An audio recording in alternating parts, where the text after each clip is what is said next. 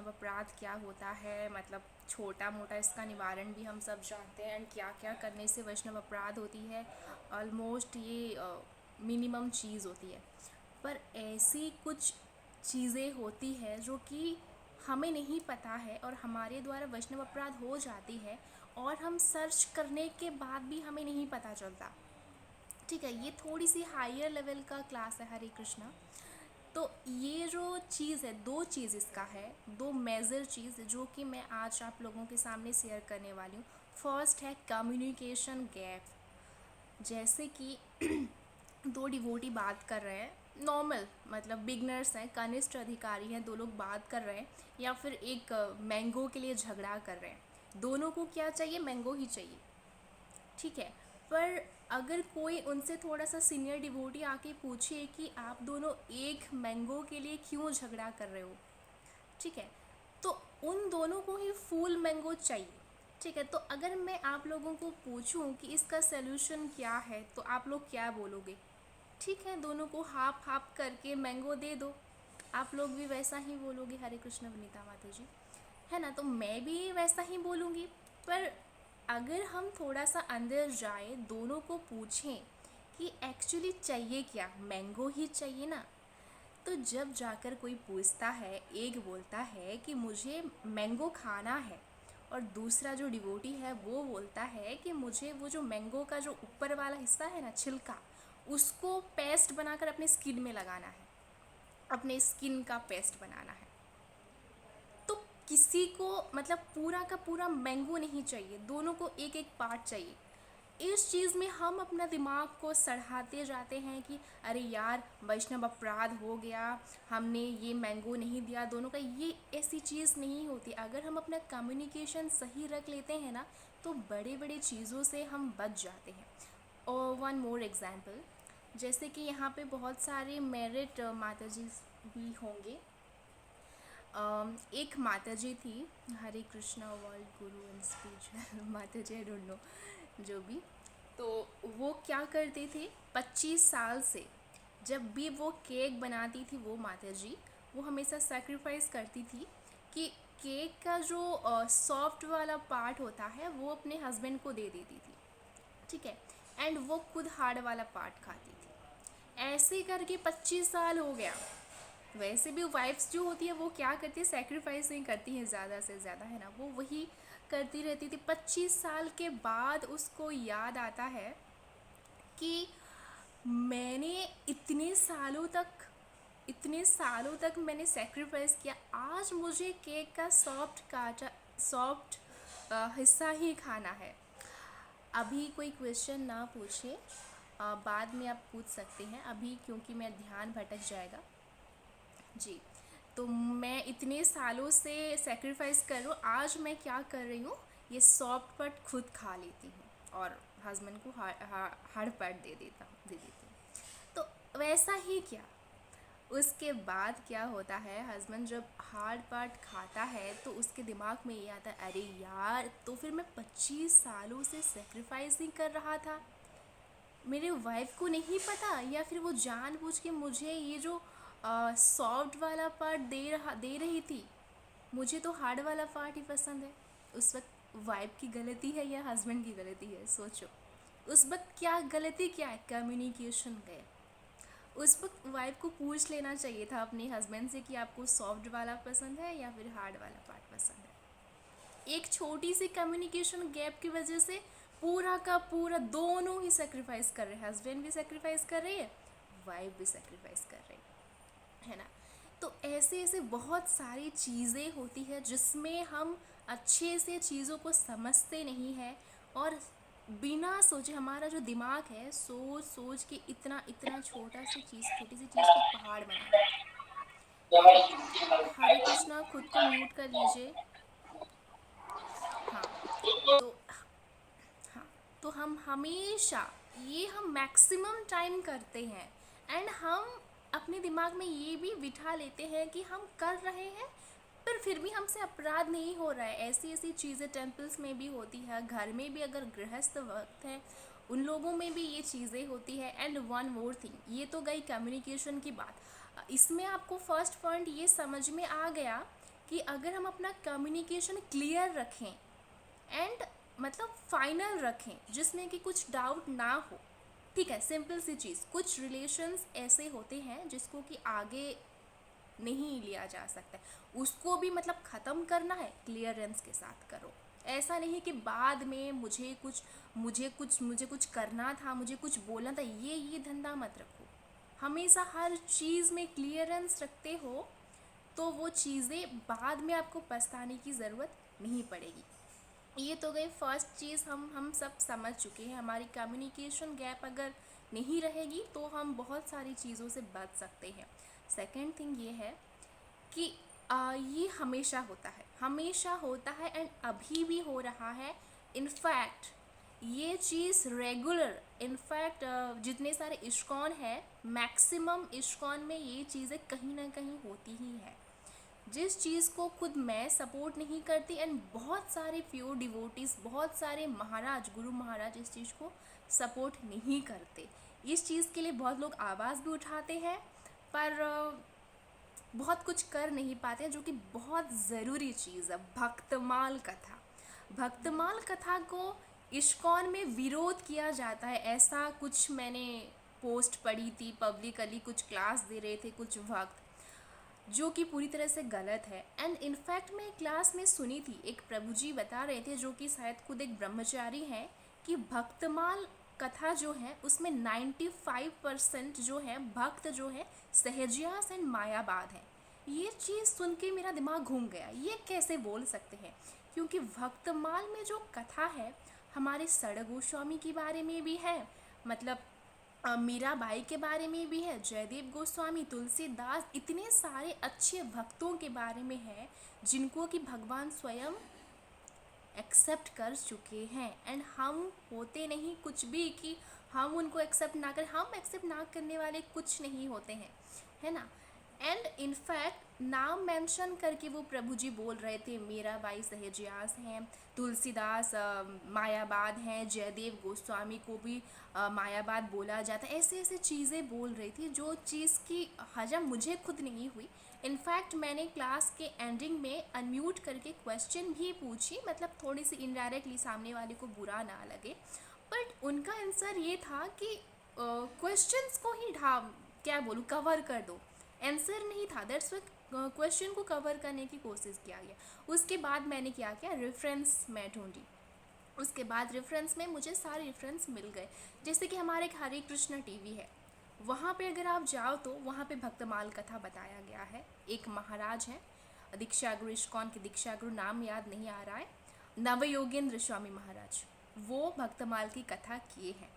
और अगर आप हिजग्रस्त अमरेंद्र प्रभु जी के लेक्चर देखो, हरग्रस्त निताई सेवनी माता जी के लेक्चर सुनो, हिजग्रस्त गोविंद कृष्ण प्रभु जी के लेक्चर सुनो, हिजग्रस्त लाल गोविंद प्रभु जी के लेक्चर सुनो, इन सभी ने भक्तमाल की कथा की है। एंड मीराबाई, तुलसीदास, जयदेव गोस्वामी, इन सारे भक्तों की ग्लोरिफिकेशन की है। इनफैक्ट श्रील प्रभुपाद भी मीराबाई को प्योर डिवोटी मानते हैं एंड उन्होंने अपने कई लेक्चर में जयदेव गोस्वामी को ग्लोरीफाई किया है। और एक इम्पॉर्टेंट चीज़ है जो कि बहुत लोग नहीं जानते हैं, हम जो डेली नरसिंह आरती पढ़ते हैं उसमें एक आता है केशवधूत नरहरि रूप, ये कहाँ से आया है? ये कहाँ से आया है पता है? ये जयदेव गोस्वामी के द्वारा रचित 10 अवतार स्तोत्र से आया है। और वो जयदेव गोस्वामी को लोग सहजियास बोल देते हैं, मतलब कितना कमाल की चीज़ करते हैं, है ना। पूरी नॉलेज नहीं होने की वजह से ये चीज़ें होती रहती है और ये इस चीज़ों की वजह से वैष्णव अपराध बार बार होता है एंड लास्ट में सब फटता है। जयदेव गोस्वामी की चीज़ें क्लियर हो गई। मीराबाई की बात, नॉर्मल सी चीज़ आप सभी को इनफैक्ट पता होगी, मीराबाई के सामने हमारे सड़ गोस्वामी झुक गए थे। मीराबाई जब जीव गोस्वामी के पास गए थी तो जीव गोस्वामी जी ने बोला था कि मेरे पास सिर्फ पुरुषों को अलाउ है। तो उस वक्त मीराबाई ने ये क्वेश्चन किया था कि जीव गोस्वामी क्या खुद को पुरुष समझते हैं? क्योंकि भगवान श्री कृष्ण के बिना इस दुनिया में कोई भी पुरुष है ही नहीं, सिर्फ कृष्ण ही पुरुष हैं, बाकी हम सब स्त्री हैं। ईश्वरम परमम कृष्ण। कृष्ण के बिना और कोई भी पुरुष नहीं है। उस वक्त जीव गोस्वामी को समझ में आ गया कि मीराबाई कोई साधारण भक्त नहीं, वो तो भगवान की गोपी है, माधवी गोपी है। वो उस वक्त झुक गए थे मीराबाई के सामने। एंड जिनके सामने हमारे सड़क गोस्वामी झुक गए थे, हम आए उनको सहजिया बोलने के लिए, हम आ रहे हैं उनको मायावाद बोलने के लिए, तो ये हमसे वैष्णव अपराध ही हो रहा है। एंड ये छोटी चीज़ नहीं है, ये बहुत दिनों से हो रहा है। जो अच्छे अच्छे डिवोटी हैं ना, मैं जिन लोगों की नाम ली, 4-5 डिवोटीज और भी बहुत सारी डिवोटी हैं जो कि भक्तमाल कथा पढ़ते हैं, भक्तमाल की कथा करते हैं एंड रेस्पेक्ट करते हैं। इनफैक्ट मैं भी, मेरी फर्स्ट गुरु अगर मैं बोलूँ किसी को माने, मैं मीराबाई को बहुत ज़्यादा मानती हूँ। एंड मैं सुन नहीं सकती किसी से भी मीराबाई के खिलाफ कुछ भी नहीं सुन सकती। ठीक है, तो बहुत सारे ऐसे डिवोटी हैं। भक्तमाल कथा भी वही कर सकता है, वही पढ़ सकता है जो कि खुद एक शुद्ध भक्त हो, जिस पर भगवान की कृपा हो। एंड नॉर्मल सी चीज़ बोलूँ, अगर हम भगवान की कथा पढ़ते हैं, सुनते हैं, तो हमें भगवान के प्रति श्रद्धा आती है। पर अगर हम भगवान के शुद्ध भक्तों की कथा पढ़ते हैं, सुनते हैं, तो हमें भगवान से प्रेम ही हो जाता है। मैं आपको आज एक लिख कर दे रही हूँ, आप कभी भी अगर हो सके इस चीज़ को, इस डेट को याद रख लीजिएगा। आप सारा का सारा ग्रंथ ख़त्म कर लीजिए, श्रीमद् भगवद गीता, भागवतम सब कुछ कंप्लीट कर लीजिए। पर अगर भक्तमाल में जिन भक्तों के बारे में बताया गया है, उन भक्तों की कथा पढ़ते या सुनते नहीं हैं, कभी भी एक प्योर भक्त नहीं बन सकते, ये पक्का है। ये खुद भगवान श्री कृष्ण एक्सेप्ट करते हैं। जयदेव गोस्वामी और कृष्ण के संवाद में आते, मतलब बहुत सारी चीज़ें हैं जो कि नहीं पता बहुत लोगों को, और ऐसी चीज़ें पब्लिक होती है और हमसे अनजाने में वैष्णव अपराध होती है। दैट्स वाई आज भी बहुत सारे टेम्पल्स में मैनेजमेंट बिगड़ा हुआ है, बहुत लोग समझ नहीं पाते हैं। जैसे कि नॉर्मल हमारे इस्कॉन भुवनेश्वर में तो बहुत सारी ऐसी बहुत कुछ नहीं होती है, पर अलग अलग जगह में, अलग अलग सेंटर में ऐसी ऐसी चीज़ें होती रहती है। ये किस वजह से हो रहा है? किस वजह से अपराधी बार बार बच रहा है? किस वजह से कोई बेगुनाह सज़ा पा रहा है? क्योंकि यही सारी वैष्णव अपराध की वजह से। अगर कोई वक्त ऐसा अपराध करेगा तो उसके पास ऐसी शक्ति ही नहीं होगी, ऐसी शक्ति ही नहीं होगी कि वो सही डिसीजन ले पाए, है ना। ऐसा नहीं है कि सभी इस्कॉन में ऐसा होता है, नहीं। मैं बोल रही हूँ 40-45 इस्कॉन में, या फिर 100% में से 30-40% तक डिवोटीज ऐसा कांड करते हैं जिनको कि शास्त्र के बारे में नहीं पता होता है, और वो अनजाने में वैष्णव अपराध कर लेते हैं। अच्छा, तो अभी हमको ये समझ में आ गया, दो चीज़ मैंने आपको प्रैक्टिकल दो चीज़ बताई, कम्युनिकेशन गैप एंड उन भक्तों की निंदा जिनको कि हमारे इस शास्त्र में, प्रभुपाद जी के हमारे जो संस्था में है, ब्रह्म गौड़ीय माधव परंपरा में नहीं है, उन लोगों की निंदा जब हम करते हैं। और एक चीज़, हम हमेशा क्यों ये बोलते रहते हैं कि हम इस्कॉन डिवोटी हैं। इस्कॉन डिवोटी ठीक है, हम इस्कॉन से जुड़े हैं, ठीक है, इस्कॉन एक बहुत अच्छा संस्था है, प्रभुपाद जी ने बहुत मेहनत करके बना है, ठीक है। तो ऐसा तो नहीं है कि हम इस्कॉन में जुड़कर गौड़ीय मठ के भक्तों की निंदा करना स्टार्ट कर दे, या फिर ये रामचरित मानस की निंदा करना स्टार्ट कर दे।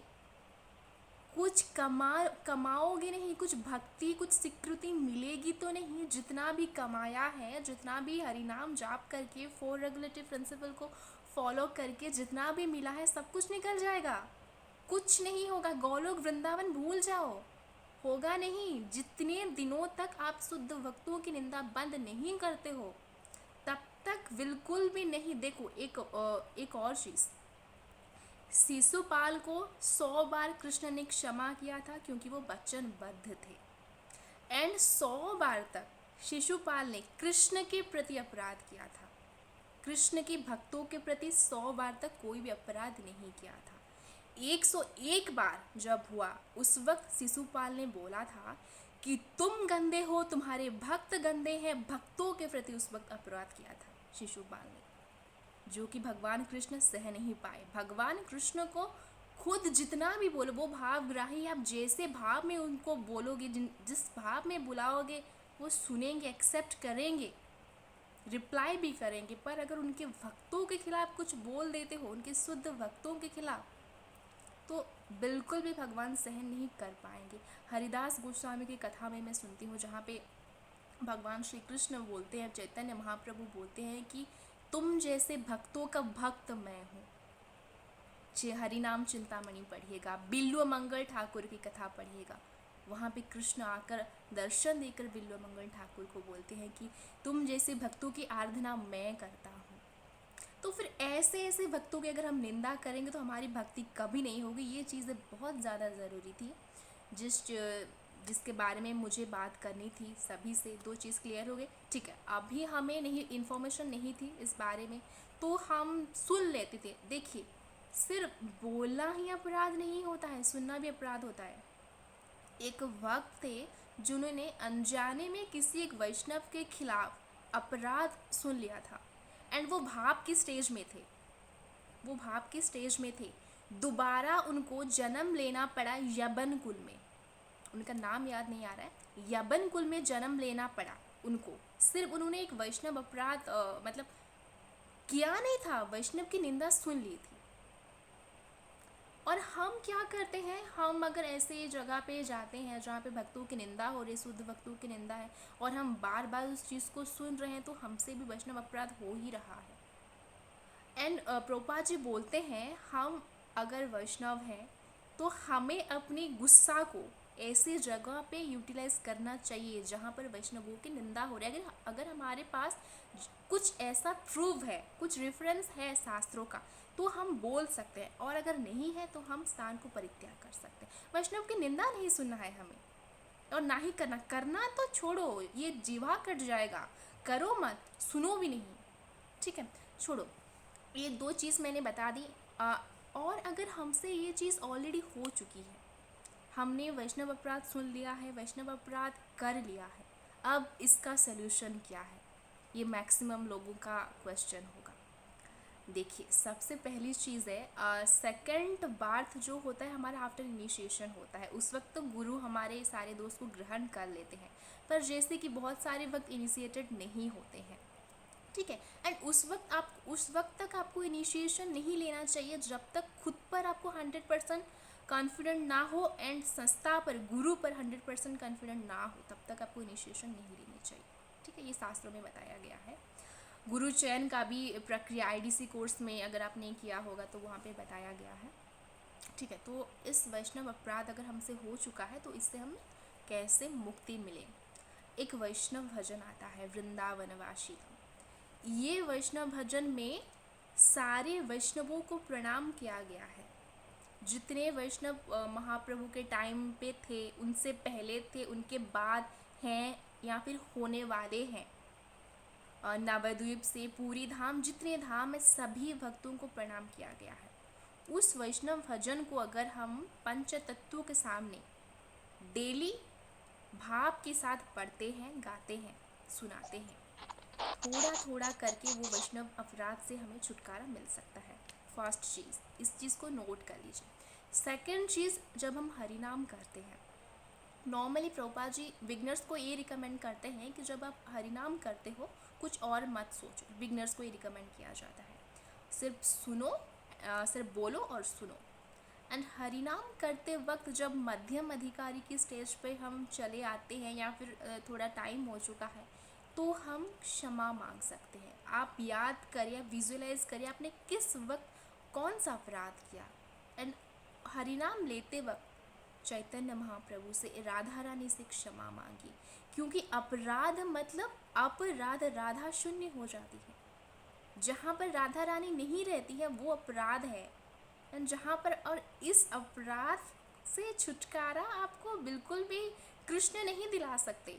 एक तो वैष्णव लोग जो है शुद्ध भक्त, वो आपको क्षमा कर सकते हैं, या फिर राधा रानी प्रभुपाद जी हुए, या फिर जितने सारे जिन भक्तों के प्रति अपराध किया है। वन मोर थिंग, अगर आपने मतलब गड्ढा, क्या बोलूँ, एग्जाम्पल अगर दूँ तो एक जगह पे गड्ढा है, वहाँ पे घी पड़ा हुआ है, तो आपको उसी गड्ढे से निकालना पड़ेगा। दूसरे गड्ढे से अगर निकालोगे तो घी नहीं निकलेगा।